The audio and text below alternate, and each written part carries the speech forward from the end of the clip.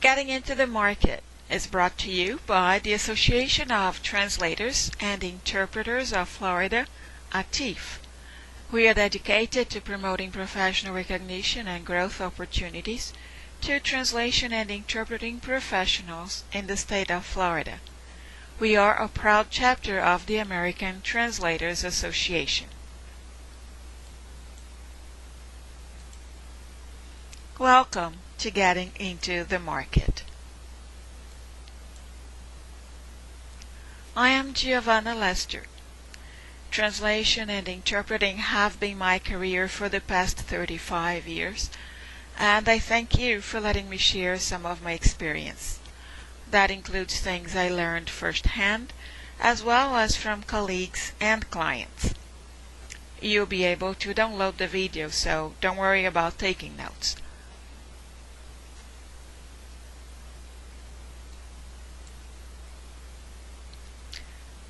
These are some of the subjects we will discuss in these sessions. Mind you, there's some interplay between them, so themes from one session will be present in the other. Together we will work on each of the subjects mentioned. My main objective is to demystify the entry into the market, help you prepare in order to avoid what I had to go through, and to give you tools to help you navigate the current market landscape. In this session, we will focus on the top two subjects, meaning your visibility and your presence on the Internet.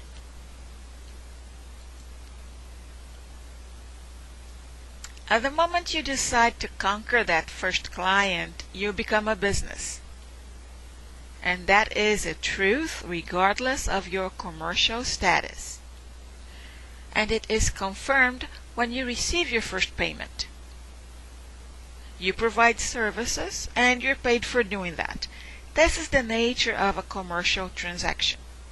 It is important that you're aware of it because this will affect your attitude. Businesses do not have emotions. They are always ready to meet the client's needs. Another important point: your first contact with a potential client will most likely be a remote experience you will not even be aware of. This is the 21st century. You're not only a physical person, you're also on cyberspace. That prospective client has already checked you out online.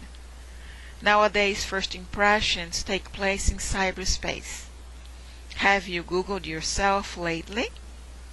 If you have not done so yet, this is the first thing you should do when we finish here.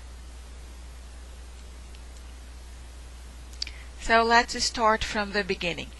Your email address. It should identify you through your name, your title, or your company name. If you are a translator, a proofreader, or an interpreter, you may even use them all. See the examples. If you have your own domain name, which is that thing that comes after the @ so this is your domain name. So if you have a domain name, you can make it very simpler. Here we have info@JohnDoe website.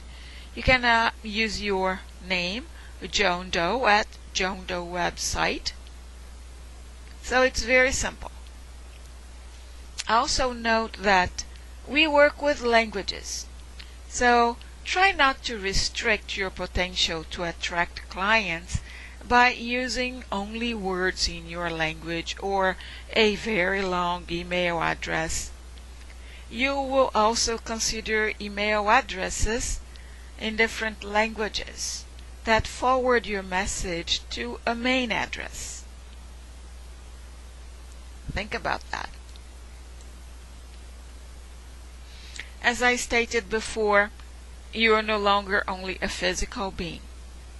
So, you should care also for your persona on the internet. And this is going to be your first impression for anyone looking for you. Oh, but I don't have a website, you say. Well, do you have a profile on ATA, Pros, Facebook, LinkedIn? The clients will find you.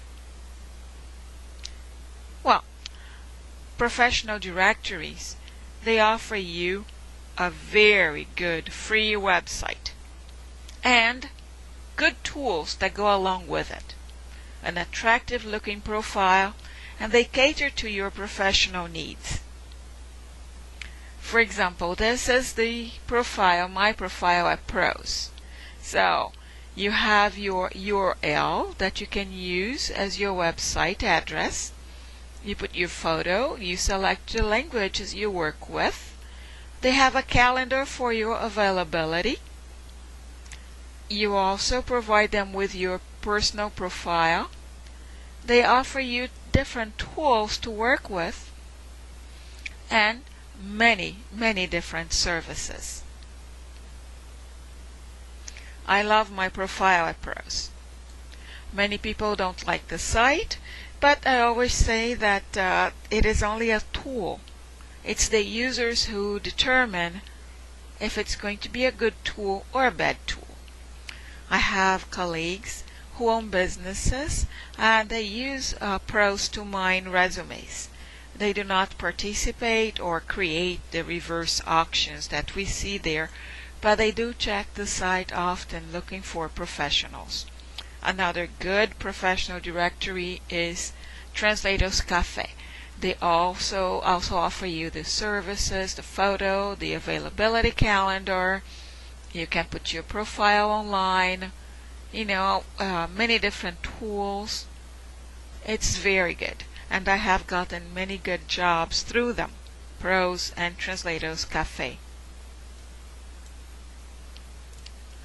Another thing you should not overlook is the professional associations.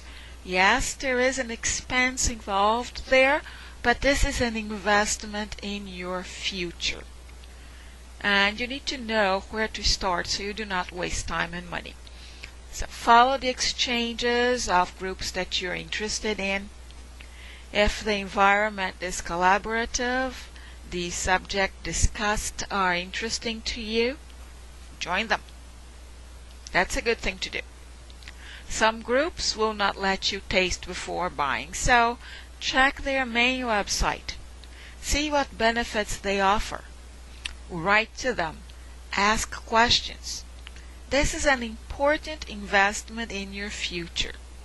Visit also professional associations and clubs in countries whose languages you work with.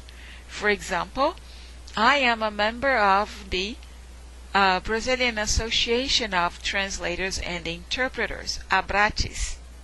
I do work with Brazilian Portuguese, so that was just natural for me.